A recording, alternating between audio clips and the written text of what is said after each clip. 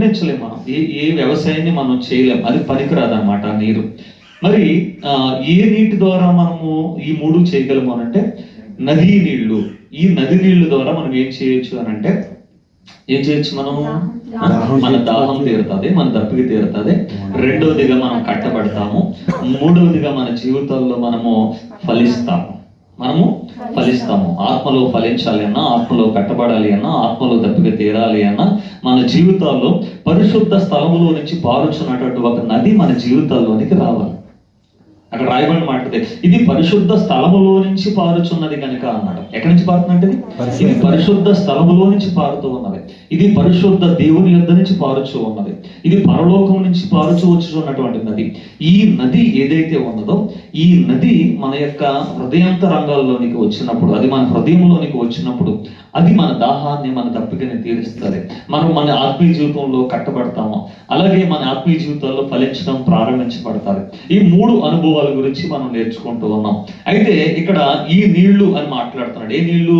పరిశుద్ధ స్థలంలో నుంచి ఉన్నటువంటి పారుచున్నటువంటి నీళ్లు ఏవైతే ఉన్నాయో దాని గురించి మాట్లాడుతూ ఉన్నాడు. కనుక ఇది ఎన్గేది పట్టణం మొదలుకుని ఎనగ్లయము అనేటువంటి పట్టణం వరకు కూడా చేపలు పట్టేవారు ఎవరైతే, ఎన్గేది అని అంటే ఏదేను దగ్గర ఉన్నటువంటి దాని ప్రాంతం అన్నమాట. అదే దాన్ని ఎన్గేది అని అంటాం మనం. చరిత్రలో వేరే వేరే స్థలాలు ఉన్నప్పటికీ కూడా ఎన్గేది అనేటువంటిది పరమగీతాల్లో మనకు కనిపిస్తుంది. అది కనుక పరమగీతాల్లో ఏమంటాడంటే, ఇదిగో నా ప్రియుడు ఎన్గేది ద్రాక్షావనములోని నా కర్పూరపు పువ్వుతులతో సమానుడు అని ఏమంటదంటే పరమగీత కన్యక మాట్లాడుతూ ఉంటది. అంటే ఎన్గేదిలో ఏమున్నది? ద్రాక్షావనం అన్నది. ద్రాక్షావనం అంటే ఏంటి? సంఘము. ఆ ఎన్గేదిలో ఉన్నటువంటి ద్రాక్షావనము దేవుడు ఏదేను తోటలో వేసినటువంటి, ఆ ఏదేనులో వేసినటువంటి ఆ తోటే సంఘము. ఆ తోటలోనే దేవుడు ఆదామునుంచాడు, అవ్వనుంచాడు.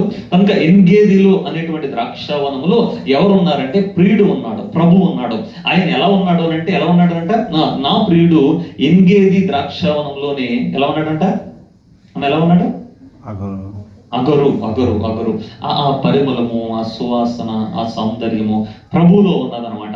దాని ద్వారా ఆ తోట అంతా కూడా పరిమళిస్తూ ఉన్నది, ఆ సంఘం అంతా కూడా పరిమళిస్తూ ఉన్నది. ఆ పరిమళపు సాక్షి జీవితాన్ని మనము కలిగి ఉండాలి.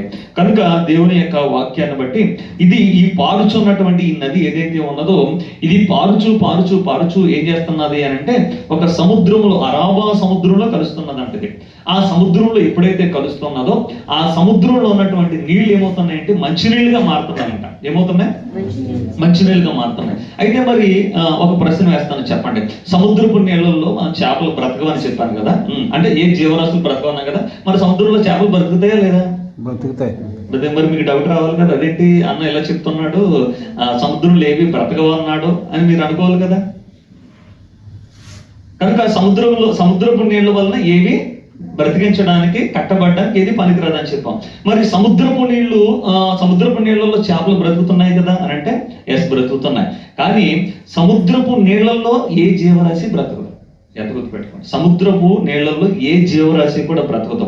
ఎందుకు బ్రతకదు అని మీరు అడగొచ్చు. ఎందుకు మరి చేపలు ఎలా బ్రతుకుతున్నాయి అంటే, ఎందుకు బ్రతుకుతాయనేది కూడా ఒక రీజన్ చెప్తాను. ఒక మాట, డెడ్ సీ అన్నది మృత సముద్రం అంటారు. మృత సముద్రంలో ఏది బ్రతకదు. డెడ్ సీ ఉన్న తెలుసు కదమ్మా, మృత సముద్రం అంటే ఏంటి? ఉప్పు సాంద్రత 30% ఉన్నటువంటి, ఆ ఉప్పు శాతం ఉన్నటువంటి సముద్రంలో, మృత సముద్రంలో ఎలాంటి జీవరాశి కూడా ఏమవుదో బ్రతకదు. మరి ఇది 30% ఉన్నటువంటి 30% ఉప్పు ఉన్నటువంటి ఆ సముద్రమే మృత సముద్రం అయితే, మరి 100% ఉన్నటువంటి ఉప్పు ఉన్నటువంటిది సముద్రం ఏమవుతుంది? అది అసలు ఏమైనా బ్రతుకుతుందా? ఏమైనా జీవిస్తుందా? అది ఏమి జీవించదు. మరి సముద్రాల్లో ఎలా జీవిస్తున్నాయి అని అంటే జాగ్రత్తగానండి, అవి జీవించడానికి కారణం ఏంటంటే నదులన్నీ వెళ్ళి, మంచినీళ్ళన్నీ వెళ్ళి సముద్రంలో కలుస్తున్నాయి కనుక చేపలు బ్రతుకుతున్నాయి. ఆమేన్, హల్లెలూయా. మీకు అర్థమైందా? సముద్రంలో చేపలు ఎందుకు బ్రతుకుతున్నాయి తెలుసమ్మా? సముద్రపు నీళ్ళు ఉప్పు నీళ్ళల్లో ఏమి బ్రతుకో. ఉప్పు నీళ్ళులో ఏం బతుకున్నాయంటే, సాల్ట్ వాటర్లో ఏం కలుస్తున్నాయంటే ఈ మంచి నీళ్లు, నది నీళ్లు, కాలువ నీళ్లు, ఇవన్నీ వర్షపు నీళ్లు అన్ని ఏవైతే ఉన్నాయో ఇవన్నీ ఏమవుతున్నాయంటే వెళ్ళి సముద్రంలో కలుస్తున్నాయి. ఎందుకు సముద్రంలో కలుస్తున్నాయి? ఈ నదులన్నీ సముద్రంలో ఎందుకు కలవాలి అని అంటే దీనికి దేవుడు ఒక ప్రణాళిక ఉన్నది, దేవుడికి ఒక ఉద్దేశం ఉన్నది. ఏంటంటే పరలోక రాజ్యం అనేటువంటిది ఒక వలన పోలి ఉన్నదంట. చేపలను పట్టే ఒక వలన పోలి ఉన్నది అన్నాడు. పరలోక రాజ్యం ఎలా ఉన్నది? చేపలను పట్టేటువంటి ఒక వలన పోలి ఉన్నదంట. ఏంటి చేపలు అంటే అంటే మనమే.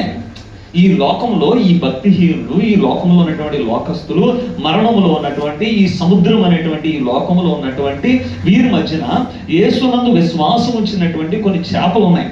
ఈ చేపలు పరలోక రాజ్యం అనేటువంటి ఈ వల ఏదైతే ఉన్నదో, ఈ వల దేవుడు ఏం చేస్తాడంటే ఒక సమయం వచ్చినప్పుడు ఈ వలని, ఇప్పుడు ప్రస్తుతానికి మన మీద ఒక వల ఉన్నది, జాగ్రత్త గుర్తుపెట్టుకోవాలి. పరలోక రాజ్యం అనేటువంటి ఒక వలలో మనం ఉన్నాం, సముద్రంలోనే ఉన్నాం.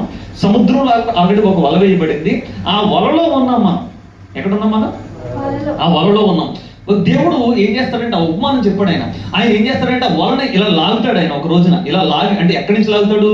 దీని దారం ఎక్కడున్నదంటే దీన్ని పట్టుకున్నటువంటి తాడు ఎక్కడ ఉన్నదంటే పరలోకంలో ఉన్నది. ఎక్కడుంది? పరలోకంలో ఉన్నది. ఆ వల ఎక్కడున్నది? ఈ లోకం అనేటువంటి సముద్రంలో మనుషుల మీద ఉన్నది. కానీ ఈ వలలో ఏమున్నాయంటే చేపలు ఉన్నాయి. గుర్తుపెట్టు, ఈ వలలు ఏమున్నాయి? చేపలు ఉన్నాయి. ఈ వలని దేవుడు ఒకానొక టైంలో ఆ వల నిండినప్పుడు అంటాడు. ఉపమానంలో ఏమంటాడు? వల నిండినప్పుడు అంటే ఇంకా నిండలేదు అనమాట. మీరు, నేను, అలా కొంతమంది అలా పడ్డాం. ఈ వలలో మనము ఎప్పుడైతే ఉన్నదో ఆ వలంతా నిండిపోయింది అనుకో, దేవుడు ఏం చేస్తాడు అంటే దేవుడు అలా లాగుతాడు అనమాట.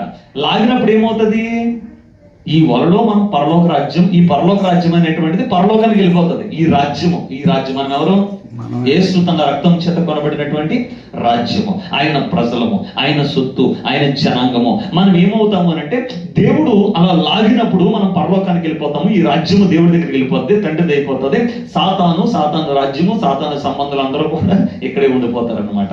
కనుక దేవుని యొక్క వాక్యము జాగ్రత్త వింటే, ఈ నీళ్లు సముద్రంలో ఎందుకు వస్తున్నాయి, ఈ నది నీళ్లు సముద్రంలో ఎందుకు కలుస్తున్నాయి అని అంటే, ఇందులో ఈ లోకంలో ఆయన బిడ్డలు అంటే ఈ చేపలు కొన్ని ఉండిపోయే, ఈ పరలోక రాజ్యం అనే వాళ్ళు లాగేంత వరకు అలా సముద్రంలోనే బ్రతికుండాలి కనుక దేవుడు ఈ నది నీళ్ళు తీసుకువెళ్ళి సముద్రంలో కలుపుతున్నాడు. హల్లెలూయా. మనకి శ్రమలు ఉన్నాయి, ఇబ్బందులు ఉన్నాయి, బాధలు ఉన్నాయి, కష్టాలు ఉన్నాయి, అవమానాలు ఉన్నాయి, నిందలు ఉన్నాయి, అన్నీ ఉన్నాయి. మరి ఈ లోకాలు ఎలా బ్రతుకుతాం? మనకు ఆధారం ఏంటి? మోసం చేయలేం కదా, అన్యాయం చేయలేం కదా, ఇంకోటి ఏదో దోపిడీ చేయలేం కదా, ఇంకోటి కొట్టి లాక్కోలేం కదా, ఏమీ చేయలేం కదా, గొర్రెలు వంటి వాళ్ళు బలహీనులు ఏమీ చేయలేం కదా. మరి మనం ఎలా బ్రతకాలి అని అంటే దేవుడు ఏం చేస్తున్నాడు అని అంటే, నీవు నేను పరలోక రాజ్యం అనే వల్ల ఇంకా లాగేంత వరకు కూడా ఆయన ఏం చేస్తున్నాడు అని అంటే మంచి నీటిని, ఈ నది నీళ్ళని ఎక్కడి నుంచి పంపిస్తున్నాడు? ఎక్కడో ఇంకేది దగ్గర ప్రారంభమైనటువంటి ఆ నీళ్ళని ఎక్కడ తీసుకొచ్చాడు ఆయన?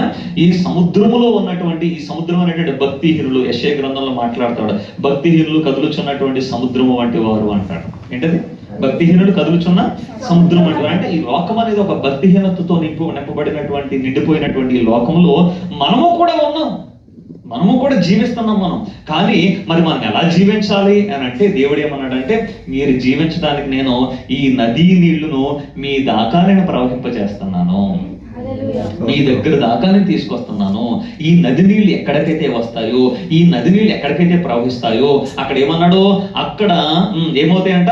చేపలు బ్రతుకును. అక్కడ 10వ వచనంలో ఏమంటాడు అని అంటే సకల జాతి చేపలు అన్నాడు ఆయన. ఏమన్నాడు అంటే ఏంటి? దాని అర్థం సకల జాతుల్లో నుంచి యేసు ప్రభువు నమ్ముకున్నటువంటి వాళ్ళు ఉంటారు.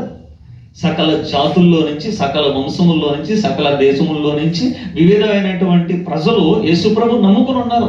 పరలోక రాజ్యం అనేటువంటి ఆ వల ఈ ప్రపంచం మీద వేయబడి ఉన్నది. ఈ వల వేయబడినటువంటి ఇందులోని సకల జాతుల చేపలు అంటే తెల్ల జాతిలో ఉన్నారు, నల్ల జాతిలో ఉన్నారు, భారత జాతి అంటాం మనం, అర్థమవుతున్నదమ్మా, ఆఫ్రికా జాతి, ఇలాగన్నమాట. రకరకాల జాతులు ఏవైతే ఉన్నాయో ఈ సకల జాతుల యొక్క చేపలన్నీ కూడా ఏమవుతున్నాయి అంటే ఈ నీళ్ళ వలన ఏమవుతున్నాయి అంటే బ్రతుకుచున్నాయనంట. అయితే ఈ రోజున సందేశం ఏంటంటే మీరు జాగ్రత్త గుర్తుపెట్టుకోవాలి. 11వ వచనంలో మనం చదివితే, వాక్య భాగాన్ని మనం చదివితే, చదవండమ్మా. అయితే ఆ సముద్రపు బురద స్థలములను, ఊబి స్థలములను ఉప్పు గలవై ఉండి బాగు కాకయుండును. అయితే ఈ సముద్రంలో 2 స్థలాలు ఉన్నాయి. ఏమున్నాయి? ఈ సముద్రంలో 2 స్థలాలు ఉన్నాయి. ఒక స్థలం ఏంటంటే బురద స్థలము, రెండవ స్థలం ఏంటంటే ఊబి స్థలం. ఏంటది? ఒకటి బురద స్థలము, రెండోది ఊబి స్థలము. అయితే ఈ 2 స్థలాలు మాత్రం బాగుపడవంట. చాలా భయంకరం. ఈ 2 స్థలాలు మాత్రం ఏమంటే బాగుపడవవి.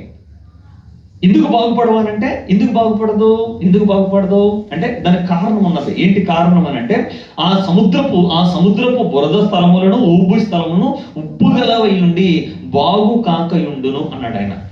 అది ఎలా ఉన్నాడు అంటే ఉప్పు గలవైండి, బాగా భయంకరమైనటువంటి ఉప్పు అనమాట. ఆ ఉప్పు గలవై ఉండి ఏమవుతున్నది అంటే ఇంకా అవి బాగుపడదు, ఇంకా బాగు చేయలేము అనమాట. ఆ స్థలాలను మనం బాగు చేయలేము, ఆ బురద స్థలాలని. జాగ్రత్త చూడండి, ఈ బురద ఎందుకు ఎలా పేరుకున్నది అని అంటే, జాగ్రత్త వినాలి, ఈ నీళ్లలో ఉన్నటువంటి మలినము, నీళ్లలో ఉన్నటువంటి ఆ వ్యర్థత, ఆ డస్ట్ అంతా ఏమవుతుంది అని అంటే, అది నెమ్మదిగా గ్రాడ్యువల్గా ఏమవుతుంది అని అంటే కిందకి దిగిపోతుంది. ఏమవుతుందమ్మా? కిందకి దిగిపోతుంది అనమాట. అలా కిందకి దిగిపోయినటువంటిది అంతా కిందకి చేరిపోయి ఏమవుతుంది, కింద ఊబి కింద, బురద కింద, ఊబి కింద తయారైపోతుంది. అంటే భక్తిహీనులు, పాపము అనేటువంటిది ప్రతి మానవుల్లో కూడా, తల్లి గర్భంలోంచి పుట్టిన ప్రతి మానవుల్లో కూడా పాపం చేసే నైజం ఉంటుంది, పాపం చేసే స్వభావం ఉంటుంది. అయితే ఈ పాపములో ఉన్నటువంటి ఈ మానవుడు ఎవరైతే ఉన్నారో, ఈ పాపంలో బ్రతుకుచున్నటువంటి వ్యక్తి ఎవరైతే ఉన్నారో, ఈ పాపము అనేటువంటిది మన మనస్సులో మలినము అన్నాడు ఆయన. ఏమన్నాడు? మన మనస్సు కంటినటువంటి మలినమును యేసు రక్తం ఏం చేస్తుంది అనంట? పరిశుద్ధపరుస్తుంది అనంట, పవిత్రపరుస్తుంది అనంట. అయితే ఈ పాపము అనేటువంటిది ఏమైపోతుంది అంటే, ఆ పాపం అనేది కడగబడకపోతే, అంటే ఆ మలినం, ఆ డస్ట్, ఆ నీళ్లలో మీకు ఇలా మన మంచి నీళ్ళని మనం ఏం చేస్తాం, మనం ఇలా చూస్తాం, అందులో ఏమైనా డస్ట్ ఉన్నదా, అందులో ఏమైనా ఉన్నాయా అని చూస్తాం మనం. అలా అర్థమవుతామా? అయితే ఈ పాపం ఏదైతే ఉన్నదో అది వడకట్టకపోతే, ఆ పాపాన్ని మనం తీసివేసుకోకపోతే అది ఏమవుతుంది అని అంటే, అలాగే పాపంలో జీవిస్తూ ఉంటే, పాపంలోనే బ్రతుకుతూ ఉంటే, ఆ పాపం అనేటువంటిది ఏమవుతుంది అంటే అది అలాగే క్రిందకు దిగిపోతుంది. అదే బురద కింద మారిపోతే, అదే ఆత్మీయ జీవితంలో పాపం అనేటువంటి బురదలో మనం ఏమవుతాము అని అంటే కూరుకుపోతాం. పాపం అనేటువంటి ఊబిలోనికి వెళ్ళిపోతాం. పాపం మన జీవితంలోకి వచ్చినప్పుడు, మనకి ఏదో ఒక బలహీనత ఉన్నప్పుడు, దేవుడు మనతో మాట్లాడినప్పుడు, ఆ పాపంలో నుంచి, బలహీనతలో నుంచి మనం బయటకు వచ్చేయాలి.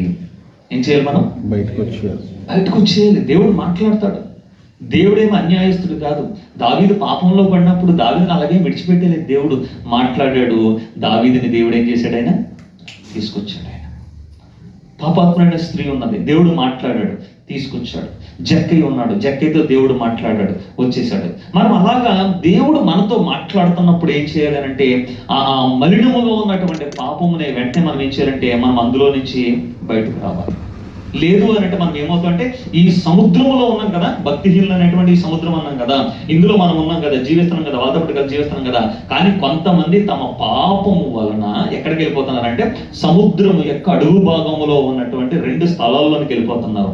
ఒకటి ఏమన్నాడు అంటే బురద స్థలము, రెండవ స్థలం ఏంటంటే ఊబి స్థలము అన్నాడు. బురద స్థలం అంటే ఏంటి అని అంటే, ఒక మాట పరిశుద్ధ గ్రంథంలో నుంచి ఒక మాట మనం చూద్దాం. 2వ పేతురు పత్రిక 2వ అధ్యాయం, 2వ పేతురు పత్రిక 2వ పేతురు పత్రిక 2వ అధ్యాయం 22వ వచనం చదవండి అమ్మా. కుక్కటను వాంతికి తిరిగినట్టును, కడగబడిన పంది బురదలో దొర్లుటకు మళ్ళినట్టును, కడగబడినటువంటి పంది బురదలో దొర్లుటకును మళ్ళిందంట. ఏంటంటది? ఇది కడగబడినటువంటి పంది. ఏ పంది ఇది? ఇది కడగబడిన పంది. దేంతో కడగబడింది? యేసు రక్తము చేత కడగబడింది. ఎంత కడగబడింది? మన స్వభావం తల్లి గర్భంలో నుంచి మన స్వభావం తిరిగి మరలా బురదలోకి వెళ్ళే స్వభావం, తిరిగి మరలా పాపంలోనికి వెళ్ళే స్వభావం, మరలా తిరిగి లోకంలోకి వెళ్ళేటువంటి స్వభావం, ఆ స్వభావంతోనే మనం పుట్టాం తల్లి గర్భంలో నుంచి. అయితే దేవుడు మాట్లాడుతున్న మాట ఏంటంటే, అయితే అలాంటి స్వభావం కలిగినటువంటి దాన్ని కూడా, అలాంటి బురదతో ఉన్నటువంటి దానిని కూడా యేసు తన రక్తము చేత కడిగాడంట. దేంతో కడిగాడాయన? యేసు తన రక్తము చేత కడిగాడాయన. శుద్ధి చేసేటప్పుడు కొన్ని వాటితో శుద్ధి చేస్తారు, కొన్ని వాటర్తో క్లీన్ చేస్తాం మనం. దేంతో క్లీన్ చేస్తామా? కొన్ని పెట్రోల్తో కూడా క్లీన్ చేస్తాం మనం. దేంతో? పెట్రోల్తో కూడా క్లీన్ చేస్తూ ఉంటారు. పెట్రోల్తో క్లీన్ చేసేటువంటిది అది ఎంత వాల్యుబుల్ అయితే పెట్రోల్తో క్లీన్ చేస్తారు. పెట్రోలే రేటు. లీటర్ పెట్రోల్ ఎంత? 120. అంటే కొన్ని మరకలు వాటర్తో పోవు. కొన్ని వాటికి మనం లెమన్ వాటర్ ఉపయోగిస్తూ ఉంటాం. మనం డిటర్జెంట్లు ఇవన్నీ ఉంటాయి కదా, వీటిలో మనం ఏం చేస్తామంటే కొన్ని లెమన్ వాటర్. లెమన్ ఎంత అంటే దాని మరకన బట్టి దాన్ని శుద్ధి చేసేటువంటి దాని విలువ కూడా ఉంటుంది. బకెట్లతో మనం వాడినట్టుగా నిమ్మ నీరుని బకెట్లు పెట్టి మనం వాడలేం కదా అమ్మా. పెట్రోల్ మనం వాడలేం కదా. అంటే అది బాగా విలువైంది, బాగా వాల్యుబుల్ అన్న దాన్ని ఏమవుతుంది అంటే ఆ విలువైనటువంటి దానితో ఏం చేస్తూ ఉంటామంటే దాన్ని శుద్ధి చేస్తూ ఉంటాం. అంటే దాని మరక దానికి ఉన్నటువంటి అపవిత్రతను తొలగించడానికి మనం వాడేటువంటిది రకరకాల వాటితో శుద్ధి చేస్తూ ఉంటాం. బంగారాన్ని కూడా శుద్ధి చేస్తూ ఉంటాం, వెండిని మనం శుద్ధి చేస్తూ ఉంటాం, వస్త్రాల్లో మనం శుద్ధి చేస్తూ ఉంటాం.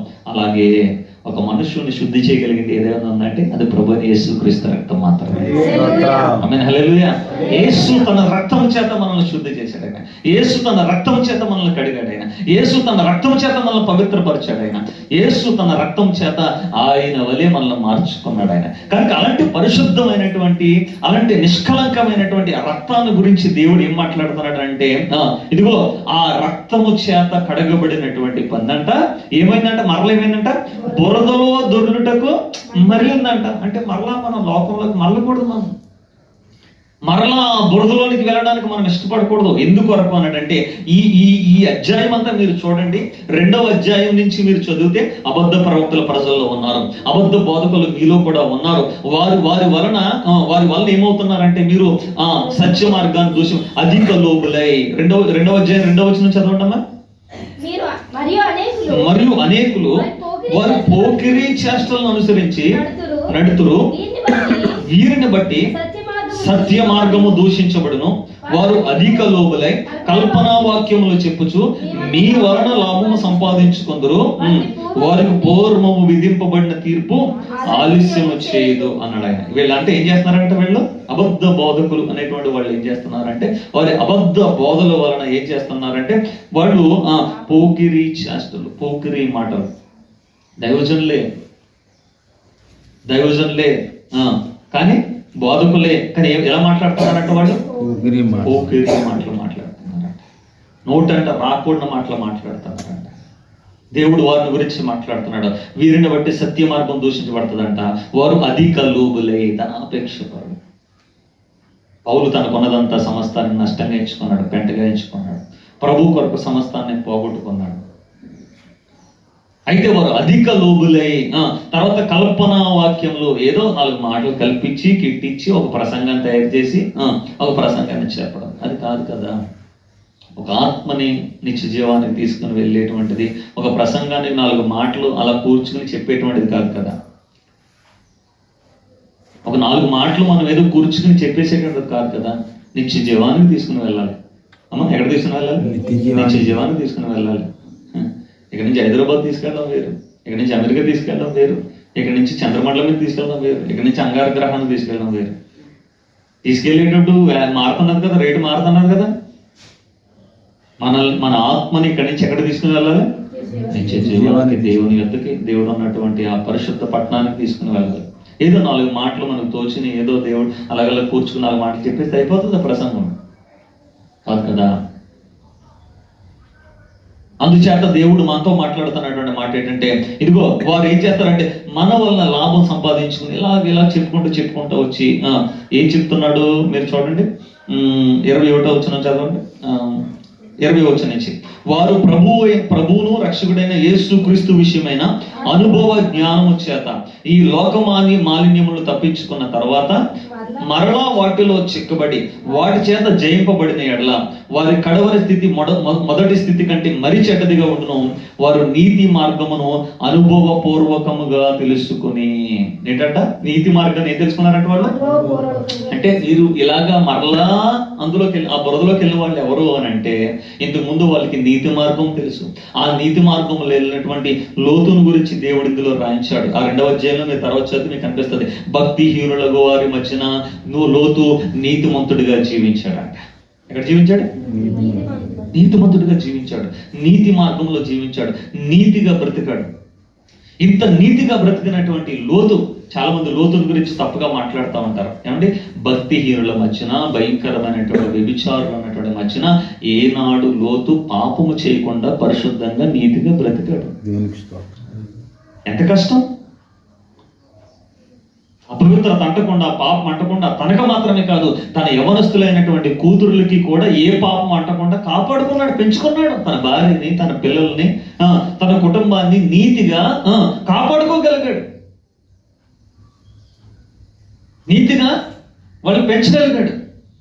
వారి గురించి మాట్లాడతాడు. ఈ 2వ అధ్యాయంలో మాట్లాడతాడు. భక్తిహీనులకు వారి మధ్యన లోతు, నీతిమంతుడైనటువంటి లోతు, బహు బాధపడినటువంటి లోతు వారి మధ్యన కాపురం ఉండి అని మాట్లాడతాడు. 8వ వచనంలో అంటాడు, నీతి కలిగిన తన మనస్సును నొప్పించుకొని వచ్చినని మాట్లాడుతూ ఉంటాడు. ఏంటంట? నీతి కలిగిన మనస్సు అంట లోతు. ఏ మనస్సు? నీతి కలిగినటువంటి మనస్సు, నీతిమంతుడైనటువంటి లోతు. అయితే అబ్రహాముకు దూరం అవడం వలన, సొదొమ గొమొర్రా పట్టణాల్లో ఉండకూడనటువంటి స్థలాల్లో ఉండడం వలన లోతు యొక్క పరిస్థితి చివరికి అలాంటి స్థితి కలిగినది. కానీ ఒకవేళ అబ్రహాముతో ఉండుంటే, ఒకవేళ అబ్రహాంతో పాటు జీవించి ఉండుంటే చక్కగా ఆ లోతుకి అంత పరిస్థితి వచ్చి ఉండేది కాకపోనేమో. కనుక మాట్లాడుతున్నాడు, నీతి కలిగినటువంటి మనస్సు కలిగినటువంటి లోతు, నీతి కలిగినటువంటి లోతు కుటుంబాన్ని గురించి మాట్లాడుతూ ఇలాగా ఇంత నీతి మార్గంలో నడిచి నీతిగా జీవించి మనం అనుభవపూర్వకంగా యేసుక్రీస్తుని గురించినటువంటి అనుభవ జ్ఞానాన్ని ఎరిగి ఆ తర్వాత మరలా పాపంలో చిక్కబడి అన్నాడు ఆయన. ఏమవుతున్నామంటే మరలా ఇంత అనుభవం వచ్చి మాటలు విని దేవుని సన్నిధిలో జీవిస్తూ మనం ఏమవుతున్నామనంటే మరలా పాపములు ఏమైపోతున్నామంట, మనం చిక్కబడిపోతున్నామంట. అప్పుడు ఏమవుతున్నది? మన కడపటి స్థితి మొదటి స్థితి కంటే ఏమవుతున్నదంట, మరీ చెడ్డదిగా అయిపోతుందంట. కనుక వారు నీతి మార్గమును అనుభవపూర్వకంగా తెలుసుకుని తమకు అప్పగింపబడిన పరిశుద్ధమైన ఆజ్ఞ నుండి తొలగిపోవట కంటే ఆ మార్గం అనుభవపూర్వకంగా తెలియకుండాటే వారికి మేలు అన్నాడు ఆయన. 21వ వచనంలో ఏమన్నాడు ఆయన? ఆ మార్గాన్ని దేవుడు మనకు తెలియపరిచాడు. ఆ మార్గాన్ని మనకు దేవుడు చూపించాడు ఆయన. ఈ మార్గంలో దేవుడు మనల్ని కొంతవరకు నడిపించాడు ఆయన. ఈ మార్గంలో దేవుడు మనల్ని నడిపించాడు. కొంతవరకు నడిచాం మనం. ప్రభుతో పాటు కొంతకాలం నడిచాం మనం. ప్రభుతో పాటు కొంతకాలం మనం జీవించాం. కొంతకాలం నడిచిన తర్వాత, కొంతకాలం ముందుకు వెళ్ళిన తర్వాత, ఎన్నో పని మీద బ్యాంక్ దగ్గరికి వెళ్ళి అలాగా అయిపోయిన తర్వాత బయట కూర్చున్నాం. బయట కూర్చుంటే జాతర భార్య భర్తలు అన్నమాట. ఏదో బ్యాంక్ పని మీద వచ్చారు వాళ్ళు. ఈ లోపల వాళ్ళ హస్బెండ్ కింద ఏం చేస్తున్నాడు అంటే బండి పార్క్ చేసి వస్తున్నాడు. ఈ లోపల అతని హస్బెండ్ యొక్క ఫోన్ పట్టుకుని ఇప్పుడు పైకి వచ్చాను.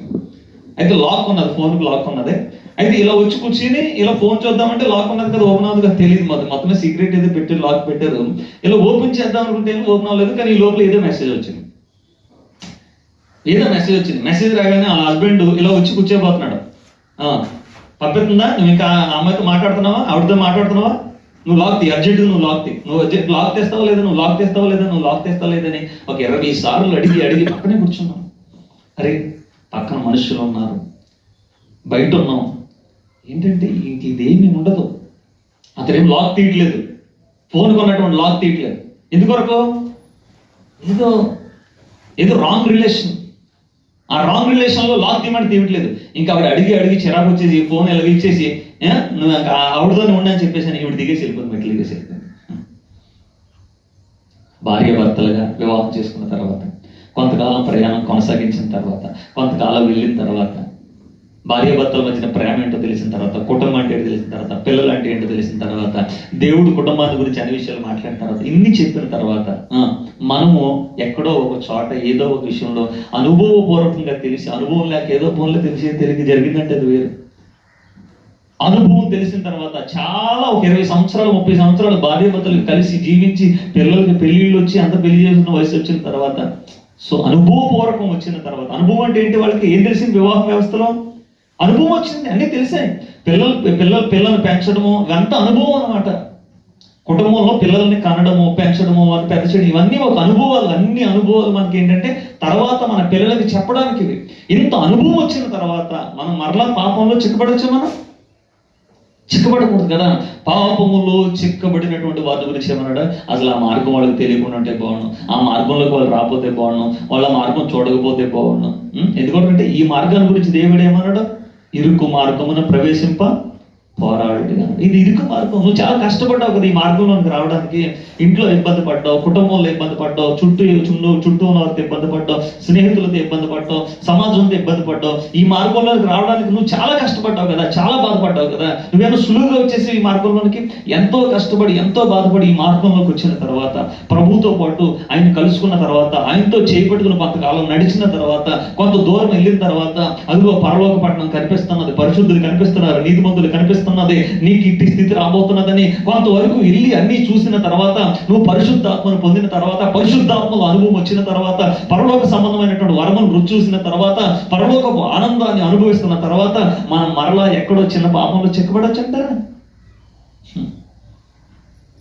వారిని గురించి మాట్లాడుతున్నాడంట. వారిని గురించి ఏమని తెలుసా?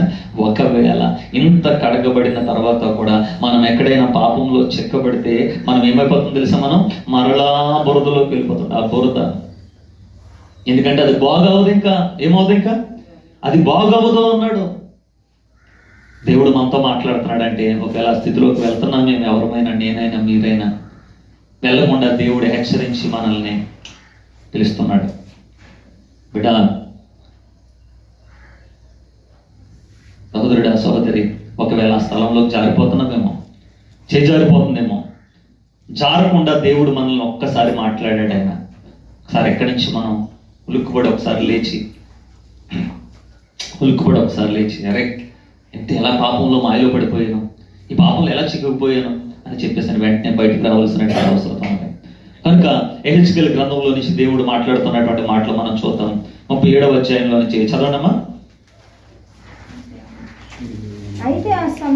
అయితే ఆ సముద్రపు బురద స్థలమును ఊబి స్థలమును ఉప్పు గలవై ఉండి బాగు కాకయుండును. ఏంటంట ఇప్పుడు అది ఏమవట్లేదంటమ్మా? సముద్రపు బురద స్థలములను ఊబి స్థలములను ఉప్పు గలవై ఉండి. ఏమన్నాడు? ఒకటి ఏంటన్నాడు? బురద స్థలము అన్నాడు. రెండవ స్థలం ఏంటది? ఊబి స్థలం. చూడండి, కీర్తన గ్రంథము 69వ కీర్తన, 69వ కీర్తన మొదటి వచనం నుంచి. దేవా, జలములు నా ప్రాణం మీద పొర్లుచున్నవి, నన్ను రక్షింపుము. నిలుక అయినటువంటి అగాధమైనటువంటి దొంగ ఊబిలో నేను దిగిపోవచ్చున్నాను. అగాధ జలముల్లో నేను దిగబడి ఉన్నాను. వరదలు నన్ను ముంచివేసెను. నేను మొర్రపెట్టుట చేత అలిసి ఉన్నాను. నా గొంతుక ఎండిపోయి నా దేవుని కొరకు కనిపెట్టుట చేత నా కన్నులు క్షీణించి ఉన్నవి. దేవుని మాట్లాడుతున్నాడు. చూడండి, దావీదు, జలములు నా ప్రాణం మీద పొర్లుచున్నాయి. ఏంటి జలములు? నిజంగా ఏదైనా సముద్రంలో ఏదైనా వరదలో చిక్కుపోయాడా దావీదు? కాదు కదా. ఏ వరదల్లోని దావీదు చిక్కుకుపోలేదు కదా. కానీ అంటున్నాడు, ఇదిగో ఈ ఈ ఈ ఈ నీళ్ళంట, ఈ జలములంట ఏమవుతున్నాయంట? నా ప్రాణం మీద ఏమవుతున్నాయమ్మా? పొర్లుచు ఉన్నాయి. ఈ భక్తిహీన సంబంధమైనటువంటి ఈ లోకము, లోకాసులు ఇవన్నీ ఏమవుతున్నాయనంటే ఏమవుతున్నది?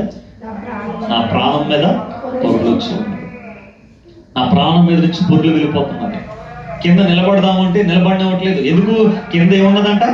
నిలుక అయినటువంటి అగాధమైనటువంటి దొంగ ఊబి స్థలంలోనికి దిగిపోతున్నాడంట దావీదు. దావీదు లాంటి కీర్తనాకారుడు, దావీదు లాంటి దేవుని ఆరాధించేటువంటి వాడు, దావీదు లాంటి దేవునికి హృదయానుసారుడు, దేవుడు కోరుకున్నవాడు, ఇన్ని క్వాలిటీస్ ఉన్నటువంటి వాడు దావీదే నిలుకైనటువంటి ఊబి స్థలాల్లో దిగిపోతుంటే, చిక్కుకుపోతుంటే, అసలు చిన్నదైనా మచ్చుకైనా మనలో ఏ మంచి లేనటువంటి మనము నేను చాలా భక్తిగా ఉన్నాను, చాలా బాగున్నాను, అంతా చక్కగా ఉన్నాను అనుకోవడంలో ఏమైనా సరే కొంచెమైనా ఏమైనా ఉన్నదా? కాదు కదా. దావీదే మాట్లాడుతున్నాడు. నిలుక అయినటువంటి ఆ అగాధ జలముల్లో దొంగ ఆ ఊబిలో దిగిపోతున్నామా? ఆత్మీయ జీవితంలో దిగిపోతున్నామా? ఎక్కుతున్నామా? ఆత్మీయ జీవితంలో దినదినము వృద్ధి చెందుతున్నామా? పైకి ఎదుగుతూ ఉన్నామా? కిందకి దిగజారిపోతూ ఉన్నామా? మనం దిగజారిపోవడానికి గల కారణాలు ఏంటి? మనకు కావలసినంత ఆ నదీ నీరు ప్రవాహం మనకు అందట్లేదా? ఎందుకొరకంటే తీసుకెళ్తున్నాడు, ఆ ఏజ్కేల్ పట్టుకుని తీసుకెళ్ళి ఆ నదిలో నడిపిస్తున్నాడు. ఎక్కడ నడిపిస్తున్నాడు? నదిలో నడిపిస్తున్నాడు. ఆ నదిలో నడిపిస్తున్నప్పుడు 1000 మూరలు కొలిచి ఆ 1000 మూరల దాకా నడిపిస్తే ఎంత లోతు వచ్చింది అని అంటే పాదాలలోతు వచ్చింది. ఎంత లోతు వచ్చింది? పాదాలలోతు వచ్చింది. మరలా 1000 మూరలు కొలిచాడు. మరలా 1000 మూరలు కొలిచారా? 1000 మూరలు నడిపిస్తానని తీసుకెళ్ళాడు. అప్పుడు ఎక్కడి వరకు వచ్చింది? మోకాళ్ళ లోతు వరకు వచ్చింది. రా, ఇక్కడతో కాదు, ఇంకా సరదాగా ఇంకా బాగుంటది రా అని చెప్పేసి దేవుడు తీసుకెళ్తుంటే నడుము లోతు, మరలా 1000 మూరలకు ఎక్కడ దాకా వచ్చిందంటే నడుము లోతుల దాకా వచ్చిందంట. మరలా ఎలా ఉన్నది? బాగున్నదా? ఎందుకంటే ఈత రానప్పుడు స్విమ్మింగ్ పూల్లోనే ఆడగలం.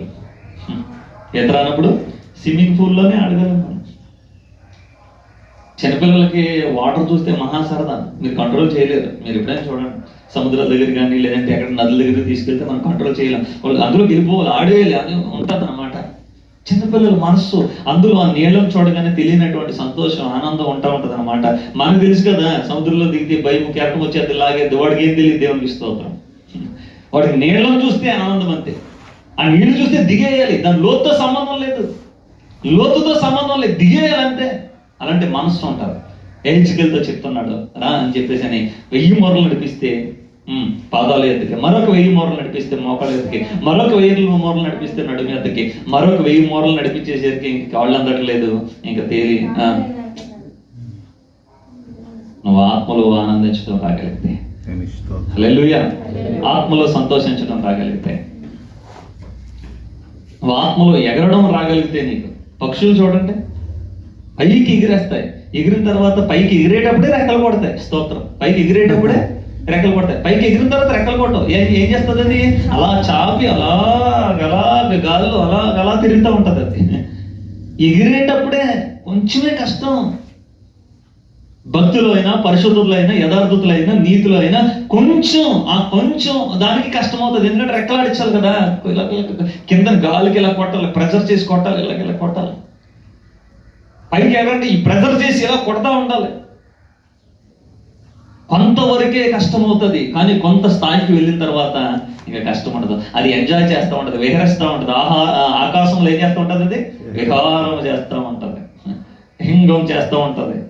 కనుక అందులో నువ్వు ఆనందిస్తావు, అందులో సంతోషిస్తావు. పైకి వెళ్ళి చూడడం అని అంటే, వ్యూ పాయింట్ అనేది ఎక్కడి నుంచి వస్తారు చెప్పండి ఎప్పుడైనా సరే? వ్యూ పాయింట్లు ఎక్కడి నుంచి ఉంటాయి? కింద నుంచి పైకి ఉంటావా, పై నుంచి కింద ఉంటాయి? ఎస్, మీరు వ్యూ పాయింట్లలో చూడాలి. మీకు పై నుంచి చూడడం మీకు వస్తే ఎంత ఎంజాయ్ చేయగలుగుతారో మీరు. ఆ లోయలు, ఆ కింద ఉన్నటువంటి పల్లెలు, అవన్నీ అరకు, అవన్నీ పాడేళ్ళు మనం చూడగలిగితే, వ్యూ పాయింట్ అనేది ఎప్పుడు కూడా ఎక్కడుంటది? పైన ఉంటుంది. చాలా మంది కిందే ఉండి పైకి అలా మెడెత్తాలి, అవసరం లేదు. పైకి వెళ్ళిపోతే అందరూ నిన్నే మెడెత్తి ఇలా చూసేటట్టుగా దేవుడు చేస్తాడు. అందుకే ఈ లోకంలో నుంచి ఇక్కడున్నటువంటి పరిస్థితులు, ఏసేపు ఎగిరాడు, కష్టపడ్డాడు. కొంతకాలం కష్టమైంది ఏసేపుకి, రెక్కలు ఆడించాడు ఆయన. కానీ ఒక స్థాయికి వెళ్ళిపోయాడు. ఏమైపోయాడు? ఒక స్థాయికి వెళ్ళిపోయాడు. ఎస్తేరు కొంతకాలమే, తల్లి లేదు, తండ్రి లేదు, ఇబ్బందే, కష్టమే, చాలా ఇబ్బందే, కష్టమే. ఏమో మొర్దిగే మంచోడు, మొర్దిగే భార్య, మొర్దిగే పిల్లలు ఎలా చూసుకుంటుంటారు తెలియదు కదా మనకి. ఎన్ని బాధలు పడ్డదో, ఎన్ని కష్టాలు పడ్డదో, ఎలా జీవించిందో, అందరితో పాటు సమానంగా ఉండగలిగిందో, సమానంగా కట్టుకోగలిగిందో, సమానంగా తినగలిగిందో, సమానంగా హక్కులు జీవించగలిగిందో లేదో తెలియదు కదా. సొంత బిడ్డలు వచ్చి తండ్రి మీద చిన్నపిల్లలు పగెత్తుకొచ్చేసి ఒళ్ళో కూర్చోగలిగినంతగా బయట వాళ్ళు వచ్చేసి కూర్చోగలుగుతారా? అంత ఉండకపోవచ్చు కదా, అంత ప్రేమను పొందలేకపోవచ్చు కదా. కానీ మన దేవుడు ఎస్తేరుని కొంతకాలం కష్టపడ్డది, కొంతకాలం ఇబ్బంది పడ్డది, దేవుడు లేపేశాడంతే పైకి. దేవునికి స్తోత్రం. హల్లెలూయా. లేపేశాడంతే, కొంతకాలమే లేపేశాడు. ఆయన లేపేస్తాడు. కొంతకాలం కష్టం ఉంటుంది, రెక్కలు ఆడించాలి, బాధపడాలి, శ్రమ పడాలి, కొన్ని ఉంటాయి. ఏం పర్వాలేదు, దేవుడు లేపేస్తాడు. ఆయన టాప్ లెవెల్కి లేపుతాడు ఆయన. అందుకొరకు చెప్పేది ఏంటంటే, మనము 2 స్థలాల్లోనికి మనం వెళ్ళిపోకూడదు. ఒకటి బురద స్థలము, రెండోది స్థలం. ఎందుకొరకనంటే ఆ స్థలాల్లోకి ఇంకెప్పటికీ బాగుపడవే. ఏమవ్వయి? అవి ఎప్పటికీ బాగుపడవు. ఆ ఉప్పుతో నిండిపోయి, ఆ ఉప్పు స్థలంలో ఏది బ్రతకదో, అందులో ఎవరిని నిలబడినివ్వదో, ఎవరిని కూడా అక్కడనే నిలబడినివ్వదో, అక్కడికి వెళ్ళి వారిని కూడా ఏం చేస్తుంది? మరణం. అందుచేత దేవుడు అంటున్నాడు, పరిశుద్ధ స్థలములో నుంచి పారు ఈ నీళ్లు ఏవైతే ఉన్నాయో గనుక. చదవండమ్మా, చివరి మాట చదవండి. నదీ తీరమున ఇరుప్రక్కల ఆహారమిచ్చు సకల జాతి వృక్షములు పెరుగును, వాటి ఆకులు వాడిపోవు, వాటి కాయలు ఎప్పటికీ రావు. ఈ నది నీరు పరిశుద్ధ స్థలములో నుండి పారుచున్నది గనుక. అక్కడ ఒక మాట పైన చెప్తే ఏమన్నాడు? ఈ ఇరుప్రక్కల ఉన్నటువంటి చెట్లు, వృక్షములు ఏవైతే ఉన్నాయో వాటి యొక్క ఆకులు వాడిపోవంట. వాటి ఆకులు ఏమవ్వో? అదేంటది? ఏ చెట్టుగా ఎంతవరకు ఆకులు వాడిపోయిన చెట్లు ఉన్నాయా? ఉండదు కదా. ఏ చెట్లైనా ఆకులు వాడిపోతాయి. అర్థమవుతుంది? ఏ చెట్లైనా ఆకులు వాడిపోతాయి. ఏ చెట్లైనా ఆకులు రాలుస్తాయి. ఇది ఆకు రాల్చే కాలం. ఏ కాలం అది? మీరు చూడండి, చెట్లన్నిటికి మొత్తం ఆకులు మొత్తం ఏముండదు, మొత్తం మూడైపోయినట్టుగా కనిపిస్తుంది మనకి. అన్ని ఆకులు రాలిపోతాయి. ఆకులు రాలిపోవడం కూడా ఎప్పుడు రాలితే తెలుసా? పగలు కాదు, రాత్రి ఎక్కువ రాలిపోతాయి. మీరు ఇంటి దగ్గర ఇంటి దగ్గర చెట్లు ఉంటే తెల్లవారు లేచి మీరు తుడుస్తారు. ఎందుకు తుడుస్తారు? రాత్రి అంతా ఆకులు రాలిపోతాయి. అందుకే మరణం కూడా ఇప్పుడు కూడా చాలాసార్లు మ్యాక్సిమం రాత్రిపూట వస్తూ ఉంటుంది. రాత్రిపూట ఆకు రాలుస్తుంది, వదిలేస్తుంది, బలం ఉండదు, వదిలేస్తుంది, అలా వదిలేస్తుంది అనమాట. ప్రాణం కూడా వదిలేస్తూ ఉంటుంది. ఇది ప్రకృతిలో ఉన్నటువంటి నియమాలు ఇవన్నీ కూడా. కనుక దేవుడు అన్నాడు, ఈ నది ప్రక్క ఉన్నటువంటి చెట్లు ఏవైతే ఉన్నాయంట ఆ చెట్లు మాత్రం ఆకు వాడిపోదు,